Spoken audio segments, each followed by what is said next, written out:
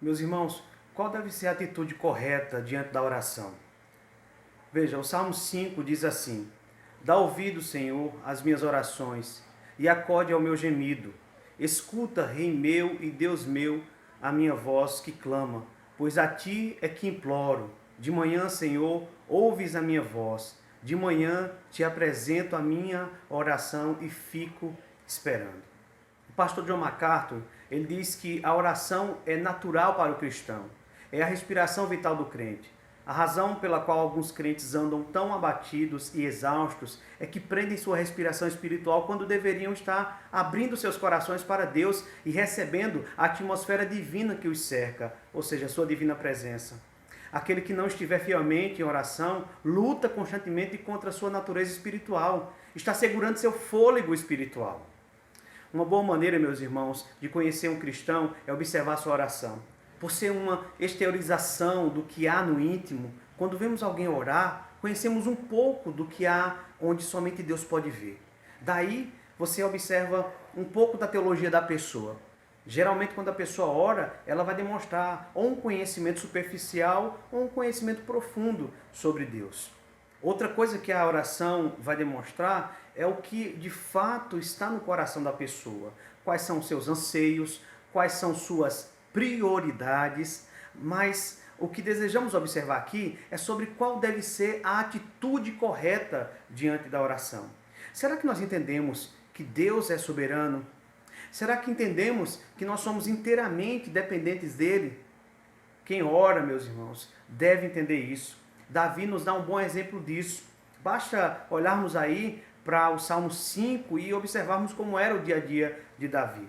Observe que no Salmo 5 ele enaltece diante de Deus os justos, no versículo 12.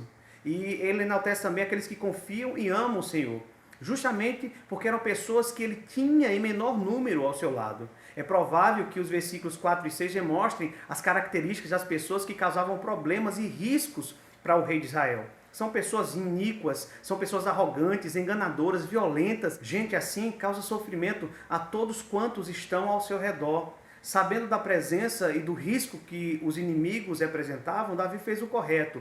Buscou a Deus em oração. Ele teve 3 atitudes necessárias à oração baseada no ensino bíblico. Em primeiro lugar, ele clama a Deus por ajuda. E isso mostra que Davi não estava desesperado, porque ele tinha esperança. Davi foi a Deus e fez uma petição pela solução do seu sofrimento. Com o coração compungido, ele diz: ouça as minhas palavras, ó Senhor, considera o meu gemido. É como se dissesse: Senhor, veja como estou sofrendo e me ajude. Davi foi sincero com o Senhor, reconheceu sua dor interior, seu gemido, e sua oração foi uma súplica por socorro. É um suspiro que expressa uma forte emoção.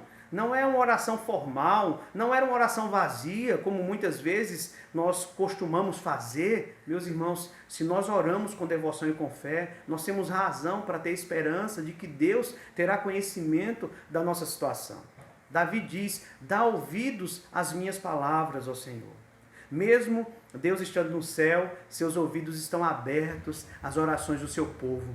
Deus, mesmo nas alturas, mesmo no céu, pode e vai ouvir o nosso clamor. Davi sabia que o Senhor compreendia seus suspiros, seus gemidos. Podemos nos aproximar do trono da graça de Deus confiadamente, como diz o autor aos Hebreus, no capítulo 4, versículo 16. As garantias que Deus nos deu acerca da sua disposição em ouvir as orações deveriam confirmar nossa decisão de viver sempre em oração. Com a firmeza e segurança, nós devemos dirigir as nossas orações a Deus como nosso Pai Celestial e vamos fazê-lo sempre pelo Senhor Jesus, o grande mediador. Deus não vai falhar. Em segundo lugar, Davi sabe seu lugar diante de Deus. Ele, o rei de Israel, se dirige ao Senhor e o chama de rei. Na verdade, Davi diz: meu rei e meu Deus. Ele não se sente apenas como o grande rei, cheio de súditos, mas sabe que também é um súdito. Ele é súdito do Senhor, Criador dos céus e da terra. Ele busca Deus como seu rei, com humildade e dependência.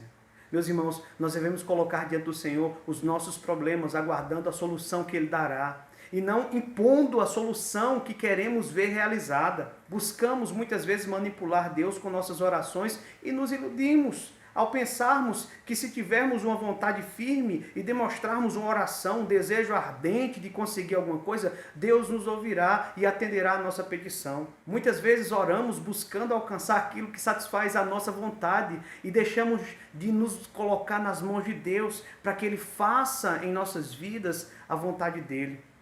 Quando dependemos de Deus, meus irmãos, entregamos tudo a Ele e descansamos no que Ele fará.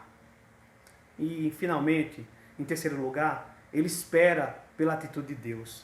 Depois de abrir seu coração a Deus, Davi diz, e eu aguardo. Uma outra tradução possível seria, fico observando.